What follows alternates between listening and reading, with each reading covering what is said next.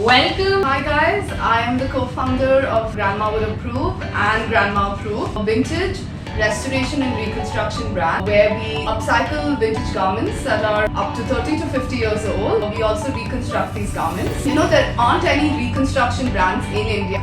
Either they're doing it with ethnic wear, but they're really not doing it with something that's a bit more modern. What we realized is that this hand-me-down culture is something that's been a part of our culture as well, and it's just something that we've maybe forgotten about. In the Indian market, there's a lot of dumping of clothes that are happening from abroad. After we've cut it, if there are any tiny little pieces, we collect them and we segregate them in different buckets. Staple cuttings actually also amount to a lot of waste as well. By segregating them into different sizes, we could reuse the bigger pieces to make fanny packs and caps and stuff. And then the smaller pieces, we could use it to make buttons. What we're left with is the tiniest pieces that we're still holding on to. So in about 2 years of running the brand, we have actually not thrown out any waste from the studio. We've literally kept everything. If we do happen to come across mushroom leather or mushroom fabric, I would love to actually experiment and use. We wanted to maybe move into the shoe line. Wow. Then how could we make shoes that are also biodegradable, that degrade by themselves,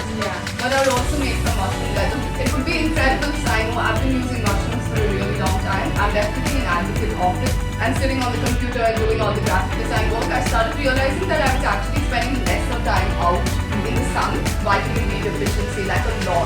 Because of that, I would have different kinds of inflammation in my body and migraines. In a vegan protein shake, I put a couple of different kinds of mushroom powder blends. MAITAKE mushroom, SHIITAKE, turkey tail, the CORDYCEPS or CHAGA mushroom, even lion's mane. What it's done for me is that it's actually surprised me because it was said that people who have vitamin D deficiency are more susceptible to COVID, but because I've been taking these mushrooms every single day, I haven't got COVID yet. So maybe there is a relation to how these mushrooms are helping me on a cellular level. Extremely beautiful to look at. There's so many varieties of them. So that really interests me about mushrooms. If I just surrender to this world, whatever it may be, and maybe I can learn a lot from it. And mushrooms don't take that long to grow. They don't need much water. It's not that they always need much sunlight. It's these kind of different factors that definitely make it something that's sustainable. Different kinds of mushrooms that could probably fight so many different things. It could be maybe water pollution, it could be